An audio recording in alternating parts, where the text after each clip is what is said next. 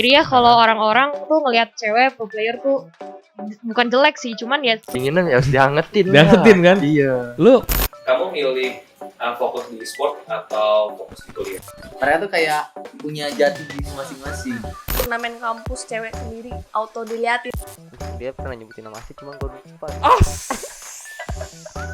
Udah menuju dewasa ya kan? ya udah menikah juga. Wah, insya Allah. Pengen kelihatan keren aja gitu kayak senpai lu kan kayak Crow Zero gitu kan yang kayak Genji ya. Gue ngerasa e-sports dan fashion itu bakal tahun depan tuh bakal jadi something yang trending.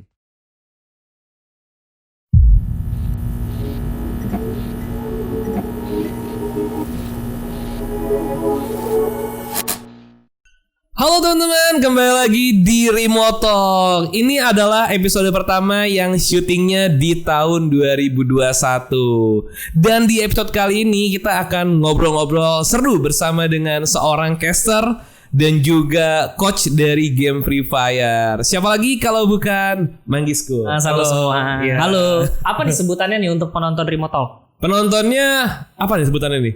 Sebutannya apa nih? Rimo lovers? Belum tahu ya. Jadi Kayaknya kita belum bikin nama belum bikin sebutan ya? ini. Kayaknya kita harus bikin nih, harus bikin. Kalau kayaknya. gitu nanti teman-teman yang nonton tulis saya di komentar di bawah ya. Penonton kira-kira sebutannya apa nih yang enak nih? Betul. Ntar kita akan mungkin bikin voting juga kali ya. Bagus banget nih. Oke, sebelumnya apa kabar? Sehat Mas. Oke. Gua manggilnya apa nih? Rosio. Mas Rosio boleh. Bebas. Oke. Mas Rosio apa kabar? Baik juga. Oke, langsung aja nih. Kenapa sih sebenarnya namanya Manggiskun? Kenapa namanya Manggiskun? Waduh, ini kita flashback ke 2000 berapa ya? 2000. Udah lama banget. Udah lama banget dari 2016 akhir sih sebenarnya. 2016 akhir. Oke. 2016 akhir. Jadi gini, mungkin Mas Rosyo juga sempat tahu bahwa di 2000 berapa ya? Sebenarnya sih 2015 itu ada satu iklan kecantikan. Ekstra kulit manggis. Iya, itu dia. Yes. Nah, jadi pada saat itu gue kepikirannya tuh gini, kejadiannya 2016. Tadinya gue nggak pengen pakai nama ini sih. Jadi gue bikin tim di salah satu game MOBA PC namanya League of Legends. Oke. Jadi di situ kita kayak pengen masuk ke gimana ya? Semacam turnamen amatirnya. Oke. Nah, kita pengen bikin nicknya tuh diselarasin gitu. Tadinya nggak ada kunnya sih. Tadinya cuma Manggis doang. Gitu. Alay banget ya pokoknya. M.A gitu lah pokoknya Manggis. Nah, setelah dari situ udah tuh kan gagal, gak juara apa segala macam.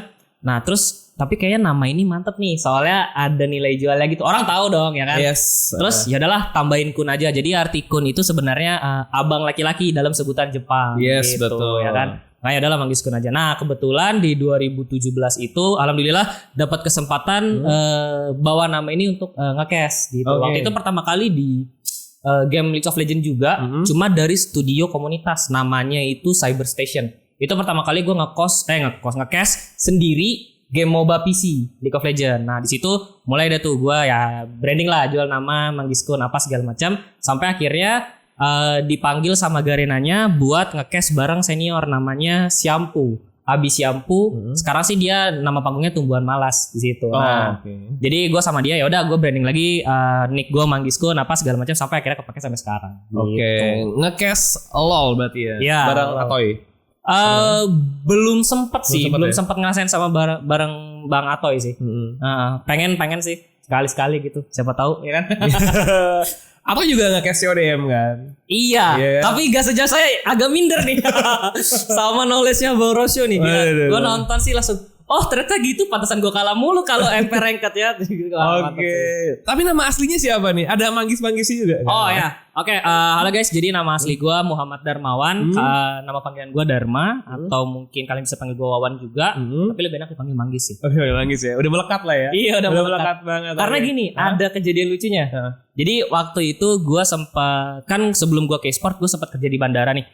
Gue lulusan Tadika Puri, sekolah semacam sekolah pelatihan penerbangan gitu D3 di apa namanya? Di Makassar, di Sultan Hasanuddin. Nah, gue sempat kerja di bandaranya Sultan Hasanuddin, terus gue di apa ya namanya ya?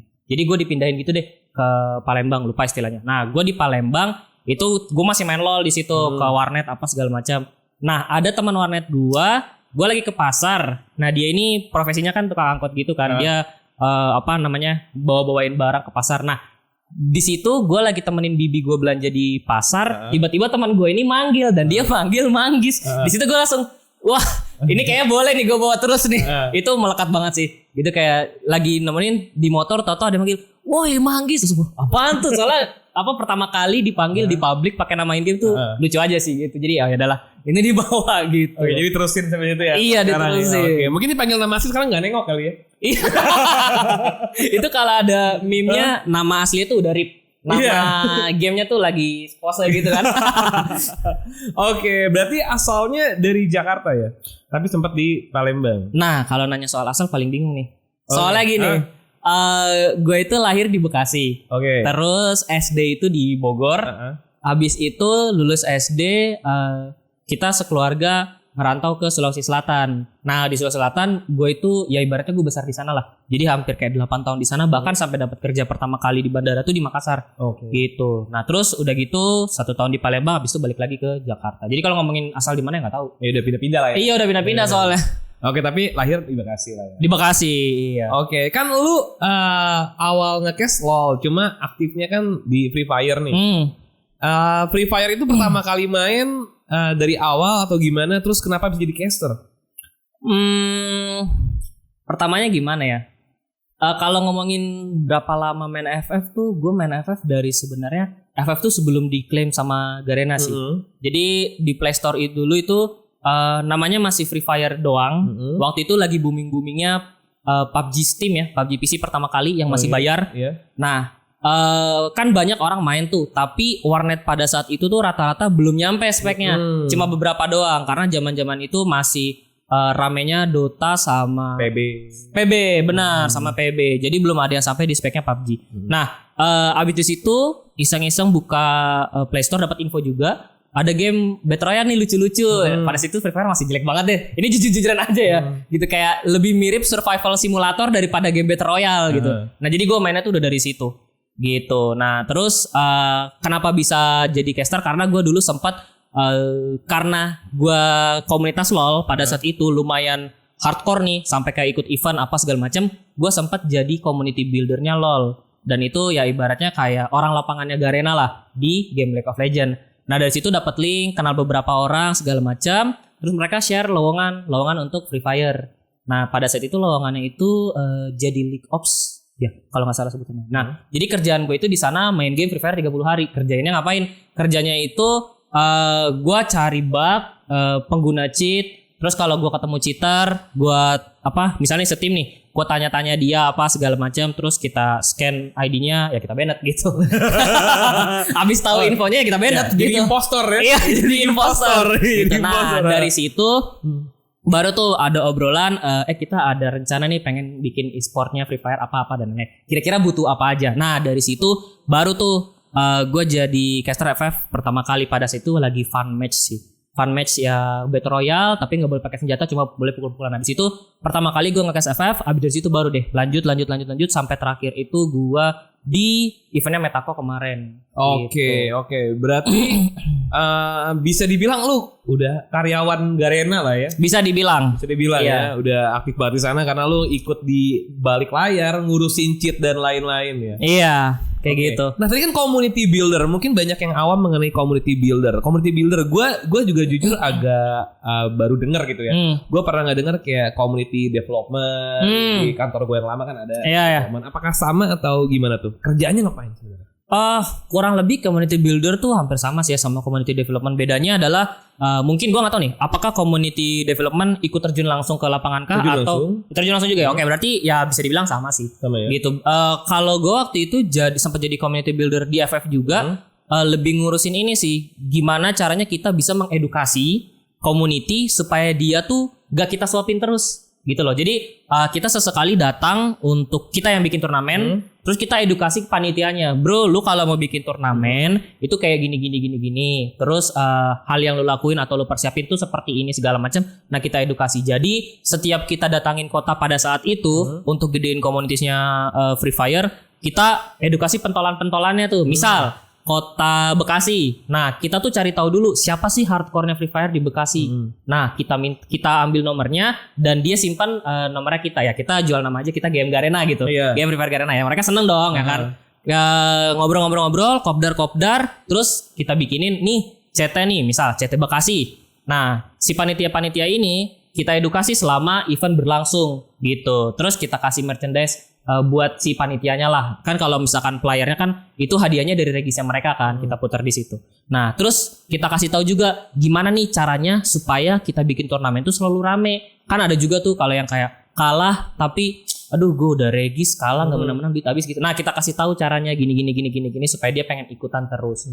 Kayak gitu. Nah, dari situ ternyata luar biasa juga antusiasnya dari komunitas Free Fire. Ya itulah kayak gue bersyukur sih gue jadi bagian dari Free Fire pada saat itu sampai sebesar sekarang kayak gitu. Bener, lu ikut ngembangin di situ ya. Iya, syukurnya sih seperti itu. CODM butuh seperti itu juga kayaknya nih. Wah, itu perlu sih. Perlu gitu ya. Perlu Pendekatan langsung ke komunitas-komunitas gitu. Nah, sekarang kan lu ngelatih tim ya. Ngelatih tim dan udah agak jarang buat nge-cash juga nih. Iya. Sebenarnya kalau dari lu sendiri lebih enak nge-cash atau nge-coach? Enak apanya nih? Aduh. Enak inilah. Kalau soal duit mah terbelakangan lah ya. Soal mungkin dari kepuasan pribadi lu. Kepuasan. Passion ya berarti kita ngomongnya. Yes, passion. Jawabnya sedikit naif nih. Nggak gini. Jadi dulu gue ngerasa kalau nge-cash itu adalah kayak part of gue gitu. Karena kenapa? Kalau gue di meja cash nih gue bisa kayak nunjukin nih, gue nih kalau misalkan depan kamera tuh kayak gini loh, gini, jadi gue bisa bebas berekspresi. Nah, cuma makin kesini, kayaknya ya, gue cukup pelimpan juga nih sepertinya. Jadi gue ngerasa, wah coach ternyata seru juga ya. Waktu itu soalnya gue sebelum di First Riders, gue itu sempat jadi coachnya Bigetron untuk Free Fire. Oke. Cuma kalau gue ngerasa gue pribadi, gue gagal sih di Bigetron gitu, karena gue nggak bisa develop playernya segala macam. Mungkin karena kesibukan gue juga, karena waktu itu gue jadi coach plus manajer tim plus gue masih aktif nge-cash. Wah, itu bagi waktunya stres banget sih. Jadi dari situ gue gue ambil lah kayak catatan-catatan kecil. Oh, berarti nanti kalau misalkan gue nge-coach lagi hal-hal kayak gini nggak boleh dilakuin. Nah, akhirnya pada saat itu kepikiran tuh kayaknya gue harus berhenti nge-cash deh full gitu untuk Free Fire. Karena ya sejauh ini yang masih padat panggilan itu lebih ke Free Fire untuk game, ya kan?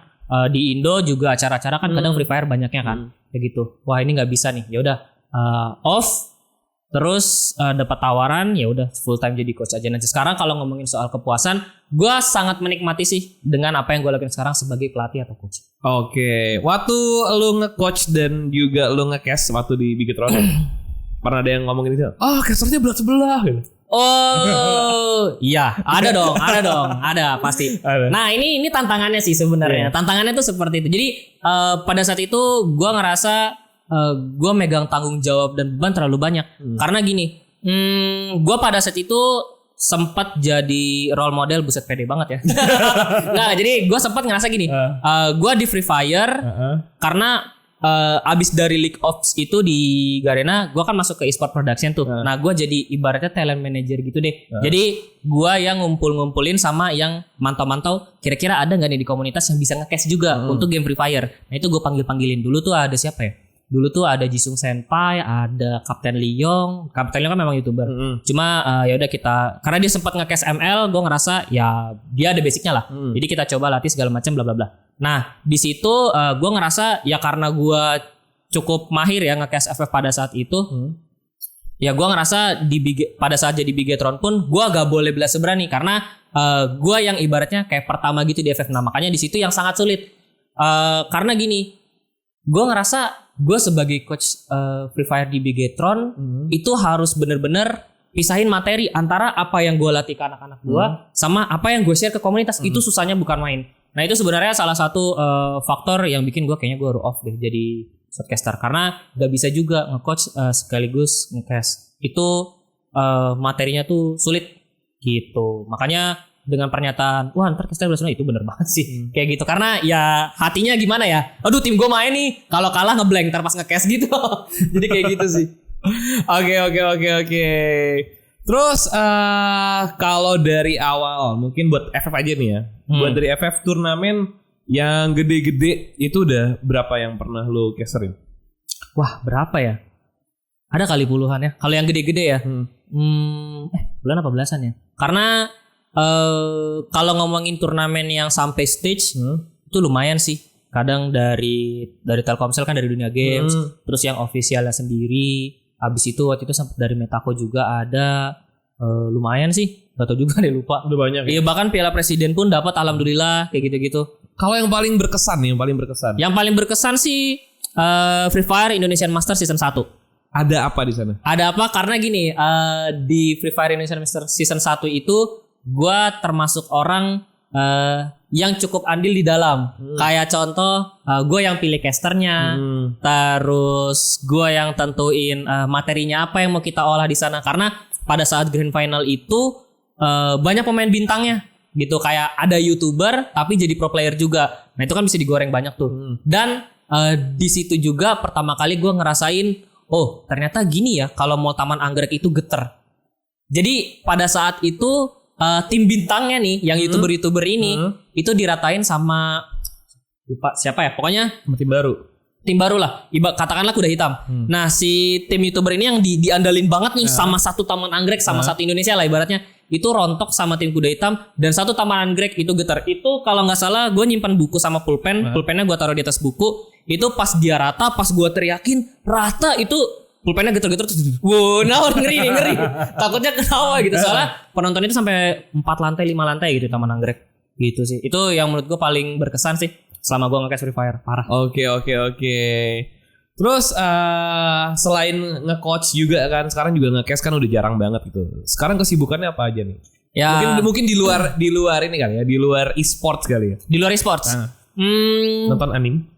Lumayan Soalnya sih. Manggis Kun ya. Lumayan sih ya. Soalnya ya sekarang lagi ngikutin ini lagi sih, Shingeki no Kyojin. Oh iya, season 4. Season 4 masih nunggu, masih delay seminggu lagi. Iya. Mau di-spoilerin? Jangan. Soalnya gue nggak baca ininya nih, gue nggak baca manganya. Jangan. Betul. Kalau kesibukan di luar e-sports, apa ya? Gue ada bisnis kecil sih. Kayak sekarang gue pengen, jadi ini nih. Nanti sih gue kayak pengen buka toko diamond gitu. Toko daleman. Ya gitulah pokoknya lah. Kenapa toko daleman? Toko diamond. Oh, diamond. Diamond, please guys. Waduh. Diamond. Oh, berarti toko apa sih namanya ya? Ya, itulah shop buat game lah. Iya. Gitu. Toko buat game jualan Diamond Free Fire ya. Benar. Gua sih pengennya sih Free Fire sama Mobile Legends sih. Iya, yang paling banyak sih emang. Tapi gue lihat lu sempat main CODM nih. Iya. Gue main CODM dan gue ngabisin banyak duit juga di sana. Ternyata seru ya. Iya. Kenapa CODM? Jadi gue yang nanya. Soalnya kita di sini CODM, banyak kan CODM deh ya. CODM nih. Terus gue lihat juga kan lu dari Free Fire tiba-tiba main CODM. Ada apa nih sebenarnya? Oke, gue pengen cerita dikit mundur lagi. Oke. Jadi dulu sebelum gue tekunin League of Legends dan pengen jadi pro player League of Legends, gue dulu sebenarnya pro player Point Blank. Cuma gak terlalu terkenal. Oke, tahun berapa tuh? Gue juga sempat. Wah, itu masih bocil-bocil sih. Waktu itu gue masih kelas berapa ya? Masih SMP mau SMA sih. Tahun berapa? Zamannya Game School? Iya zamannya Game School. Sama dong. Zamannya Game School. Ya pastilah. Game FPS pasti berasal dari Point Blank ya. Gitu. Ya jadi pada saat itu gua hampir ngewakilin Sulawesi Selatan buat PBNC yang ke Jakarta tapi gagal di situ. Nah, kenapa CODM? Sulawesi Selatan Makassar ya? Makassar berarti. Iya. Kenapa CODM? Karena ya gua kayak nostalgia aja gitu zaman-zaman gua main Point Blank terus jadi apa segala macam. Nah, dan gue lihat juga di CODM pun itu lumayan apa ya? Dia tuh ada, kalau gue nyebutnya ada teori crafting material. Nah di dalam CODM isinya apa? Isinya tuh kayak misal nih, kan kalau turnamen CODM kan multi MP ya, itu ada SND, ada sekarang ada sama Hardpoint ya sekarang. Sekarang Hardpoint juga masuk ke turnamen. Nah hal-hal yang seperti itu yang bikin gue seru. Kenapa serunya? Karena ada mungkin sekarang ada meta chopper mungkin masuk karena dulu kan bahkan sekarang ada SM juga ya. Banyak ya. Pokoknya kayak gitu-gitulah. Nah, terus ada apa sih score streak ya kan? Kalau di domination itu score streak biasanya ada yang nyimpen apa sih Goliath ya? Iya, Goliath. Nah, ya kayak gitu-gitulah. Nah, yang kayak gitu-gitu yang bikin gua ketarik ke CODM. Kenapa? Soalnya banyak tools-toolsnya, ada metanya juga. Gua kadang kalau misalkan merhatiin game yang gue pengen nge-cash game ini nih. Itu biasanya sih dari metanya sih. Kayak gitu. Nah, gue ngelihat Free Fire pun sama. Karena di Free Fire ada kombinasi skill karakter, ada senjata yang di buff nerf, terus ada perubahan map. Kayak sekarang kan ada map Kalahari masuk. Terus gue nggak tahu sih nanti kedepannya apakah Bermuda Remaster bakal masuk ke turnamen. Tapi yang pasti yang kayak gitu-gitu yang bikin gue ketarik buat nge-cash game itu. Karena banyaknya elemen, banyaknya kombinasi-kombinasi yang nantinya bisa kita bahas di meja caster. Oke. Jadi emang itu menarik perhatian lu nih. Iya. Lu mulai main gitu. Makanya gue main CODM juga kayak gitu. Oke. Mungkin di tim lu mau bikin tim CODM juga kali ya? Wah, gak tahu. Tapi kalau menurut sendiri CODM gimana? Apakah sekarang kan gue jujur aja gitu ya. Mungkin dia dibandingkan dengan FPS yang lain belum sebesar itu. Kira-kira menurut lu dalam waktu kira-kira 1-2 tahun lagi apakah dia mungkin bisa gede di Indonesia terutama? Kalau di luar mesti ditanya sih, kita udah tahu semua. Iya. CODM ya dalam 1-2 tahun ya. Tergantung sih Mas. Tergantungnya tuh gini, seberapa kuat dari pihak publishernya ya terutama ya dalam nge-publish si CODM ini ke komunitas, terutama ya ngincarnya itu ke orang non gamers gitu. Nah, gimana caranya strategi publisher ini narik player non gamers atau bahkan mungkin menarik player-player FPS di PC. Nah, gimana caranya strateginya supaya narik player-player itu supaya main CODM? Karena kalau menurut gue pribadi ya anggaplah ini apa namanya opini orang awam lah ya. Gue ngerasa CODM itu cukup menarik loh. Walaupun memang gamenya mid ends ya. Kayak butuh spek HP yang lumayan lah ya kayak gitu-gitu. Tapi di sisi lain CODM tuh punya hal yang menarik. Contoh gak cuma MP, ada Battle Royale juga. Kan maksudnya bisa ditekanin loh. Ini di CODM gak cuma multiplayer loh, bla bla bla. Lu bisa main Battle Royale juga, seru-seruan bareng teman apa segala macam dan lain-lain. Banyak lah hal-hal yang bisa ditekanin. Nah, mungkin tantangannya adalah gimana caranya nge-build komunitasnya ini dulu gitu. Narik playernya dulu, habis itu kesulitan untuk ngumpulin mereka di satu tempat untuk sharing-sharing dan lain-lain, ya kuis-kuis, ada merchandise apa segala macam. Nah, mungkin kesulitannya di situ sih. Iya, apalagi lagi gitu. pandemi sekarang. Betul, lagi pandemi gitu. Oke, berarti emang untuk membesarkan suatu game harus dimulai dari komunitasnya dulu. Sama Pasti. Kayak yang lu lakuin waktu pas zaman Free Fire ya. Iya, kurang lebih sih semuanya sama sih ya. Kayak gitu. Karena gue ngerasa gini, kalau gue sebagai player game dan gue seneng banget nih sama gamenya nih. Terus tiba-tiba gue bisa ketemu sama orang yang ya ngomong aja GM-nya lah gitu loh, orang yang mungkin kerjain gamenya. Nah, gue ngerasa sebagai player mantep loh, deket loh gitu kan. Gue sebagai player gue udah ketemu sama game ini misal. Ya kalau gue di tongkrongan gue bisa bilang gue orang yang ceritanya paling kencang. Kenapa? Soalnya gue udah ketemu sama GM, gue udah mungkin nongkrong hahihi foto-foto apa. Kan itu cerita di tongkrongan jadi mantep gitu loh. Nah, sebenarnya sih hal-hal yang itu kecil tapi bernilai gitu. Makanya ya mungkin metode itu juga sih yang dipakai di Free Fire buat ngebesarin ya. Kayak gitu. Karena jujur aja kalau lo misalkan kerja sebagai publisher game ya di Indo, itu kalau lo deket sama komunitas lo selama lo bisa jaga gimana ya, harus ada satu partisi sih yang bikin tuh kita tuh memang deket. Tapi tetap ada tempatnya. Lu as a community player, gue sebagai ini ada hal-hal yang gak bisa lu tanyain, ada hal-hal yang gak bisa gue jabarin kayak gitu. Contoh kayak bang isiin gue diamond dong apa kan, itu kan ini dong, itu kan marketing kita gak bisa. Nah, contoh-contohnya yang kayak gitu. Tapi selama itu lu nanya soal bang ada turnamen apakah apa gitu segala macam. Nah, itu bisa kita share. Contoh share kisi-kisinya adalah udah lu siapin aja tim lu karena nanti di tahun apa nih atau di bulan apa kita bakal adain turnamen apalah segala macam. Nah, lu prepare segala macam. Terus share nih berita ini ke yang lain. Tapi jangan bilang turnamen apa, bilang aja kita bakal ada rencana turnamen besar apalah gitu. Nah, itu sebenarnya salah satu cara sih kayak gitu-gitu yang bikin si orang yang kerja di perusahaan game ini itu dekat sama komunitasnya dan komunitasnya merasa dihargai. Oke. Kalau di First Rider, lu sekarang cuma jadi coach aja atau masih merangkap yang lain seperti yang tadi? Jadi manajer juga mungkin? Nah, syukurnya di First Rider ini gue full time coach aja. Full time coach, Paling oke. sama ini sih, gue bantu-bantu tim sosmed juga, mikirin konten atau mungkin lagi kadang ada tim media datang ke rumah dari First Rider itu kan di backup sama First Channel ya, TV kabel. Nah itu biasanya First Media. Iya First Media. Nah itu kita tuh ada satu channel khusus di channel 99. Di channel 999 itu biasanya ada channel Ada lu di situ ya? First Gamer. Iya, gue sempat ada di situ juga. Gitu. Nah jadi di situ tuh kayak apa ya? Ngulas tuntas lah kehidupan pro player gitu. Tapi bintangnya ya Lu doang. anak First Iya. Iya dah. Mau masuk lah. Boleh nanti kita ngobrol-ngobrol lah. Oke, boleh. Ya jadi kurang lebih kayak gitulah. Karena dari TV jadi gua bantu-bantu juga tuh. Nih kalau e-sport tuh kayak gini loh modelannya. Orang-orangnya sih mantep banget sih.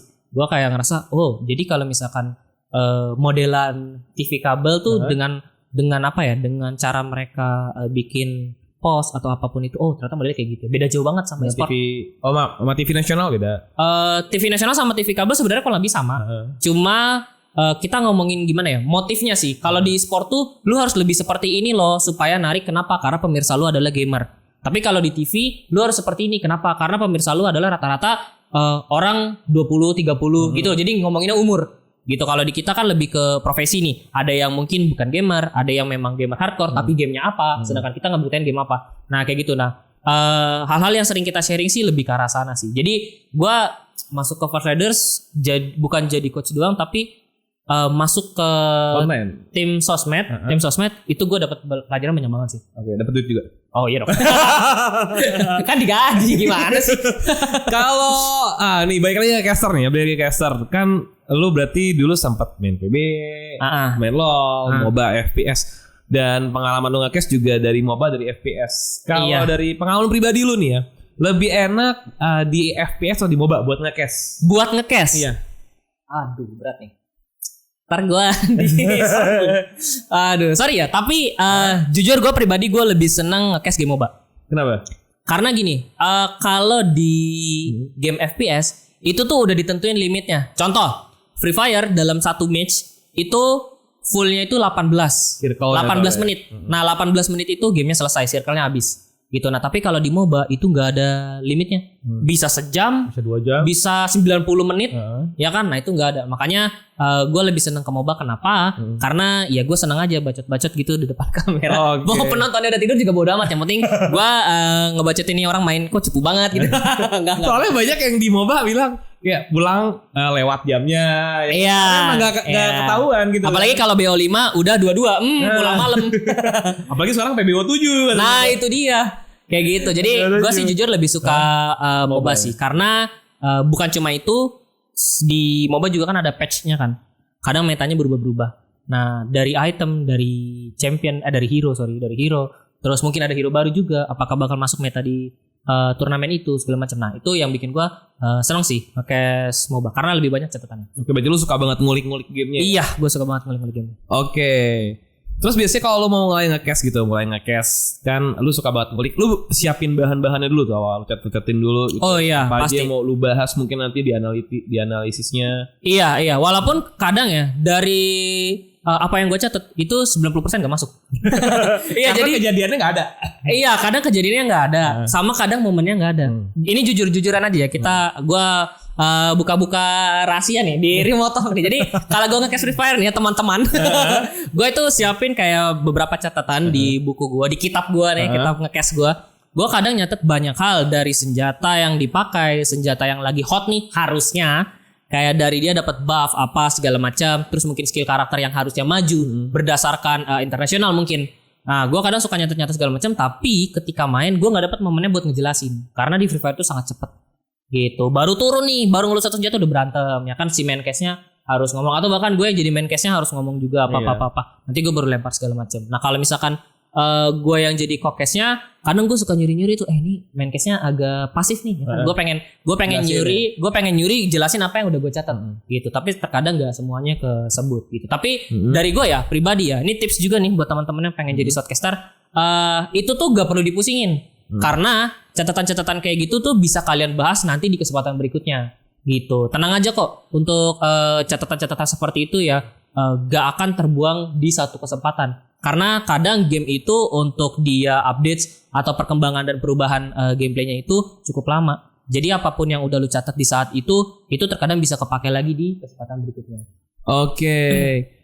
Lu kan di e-sport itu apakah itu mimpi lu dari dulu? Maksudnya dari lu pengen kerja di industri game gitu atau tiba-tiba lu kecemplung? Ya, ini salah satu cita-cita gue sih. Jadi gini, dulu gue waktu SMP itu gue kan Muhammadiyah nih. Nah, itu kan ada momen dimana apa ya namanya?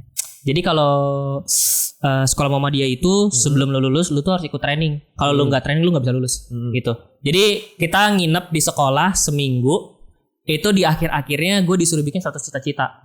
Nah, salah satunya tuh gue nggak tahu ya, waktu itu tuh kita belum tahu namanya tuh e-sport apalah. Jadi gue nulisnya, gue pengen kalau gue besar nanti atau gue udah kerja, gue pengennya tuh kerjanya di game. Gue nulisnya gitu.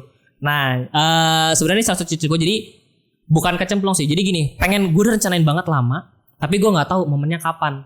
Jadi yang waktu gue bilang gue sempat kerja di bandara, itu tuh gue curi-curi juga ke warnet main apa. Dan gue lagi sama tim gue pengennya sih ke turnamennya League of Legends. Cuma ya karena gue cupu jadi gak masuk. Pengennya jadi pro player. Pengennya jadi pro player. Dan apa ya, cita-cita gue itu di game itu benar-benar bertentangan banget sama ibu gue. Jadi ibaratnya gue waktu itu belum direstuin sama sekali sih. Pokoknya apapun alasan gue bisa ngehasilin uang misal di game atau ini tuh ada masa depannya, ada karir, pokoknya dibantah habis sama ibu gue. Ibu gue nggak setuju. Gitu. Cuma ya karena gue bebal anaknya, jadi ya udah jalanin aja. Karena kenapa? Karena gue suka banget. Gitu, gue suka banget game. Sebenarnya bukan cuma jadi playernya aja sih ya. Semenjak gue nge-cast di Garena tuh gue dikasih tahu banyak hal sama Bang Atoy juga, sama Bang Yota. Dikasih tahu e-sport tuh nggak cuma player doang. Kayak lu bisa jadi caster, lu mungkin bisa jadi tim media, atau mungkin orang di balik layar kayak apa ya? Ya mungkin desain atau mungkin lo ngurusin audio dan lain-lain. Bener. Apalagi kalau misalkan di e-sport lo mungkin bisa jadi league ops, kameramen di dalam in game ya kan. Nah yang kayak gitu tuh banyak sebenarnya. Nah makanya dari situ gue semakin yakin kayak wah ini nih yang gue cari dari dulu nih. Dan ini hal yang udah gue terawang-terawang dulu gitu. Game tuh kayak gimana sih kalau misalkan di industriin apa? Oh ternyata namanya e-sports. Nah makanya ketika gue ada di sini ya gue udah cukup planning gitu. Jadi ini pesannya juga nih buat teman-teman yang nonton nih, ya tadi ya seperti yang dibilang Mas Rosyo, itu seberapa keras usaha kalian buat ngebuktiin ucapan kalian gitu loh. Jadi jangan cuma sekedar di mulut tapi dilakuin, sama kalian harus tahu dulu rencana kalian itu apakah sudah matang atau belum. Gitu. Kalau misalkan kalian gue udah yakin banget nih ini rencana gue ini. Kalau misalkan gue gagal, gue bakal gini. Kalau udah ada semuanya jalanin. Oke. Ada gak sih satu orang mungkin yang nge-support lu terus dari dulu waktu lu jalanin hobi lu atau mungkin pekerjaan lu sekarang ya di dunia game ini? Ada gak sih satu orang yang nge-support terus? Atau dari diri lu sendiri? Gak bisa satu orang sih, banyak sih. Oke, banyak. Iya banyak. Ya contohnya? Pertama ya kalau dari keluarga sih ya ibu gue yang kontra, ada kakak gue cewek namanya Delia. Nah dia salah satu orang yang support gue sih. Jadi sebenarnya dia orangnya agak cuek juga. Cuma dia sih nunjukin kalau gini, lu kan cowok. Kalau lu tahu sesuatu yang bisa lu lakuin dan itu baik buat lu, jalanin aja. Dia tuh bersikap seolah-olah seperti itu. Gitu makanya ya cool. Ya gitulah, cuek-cuek gitu tapi care.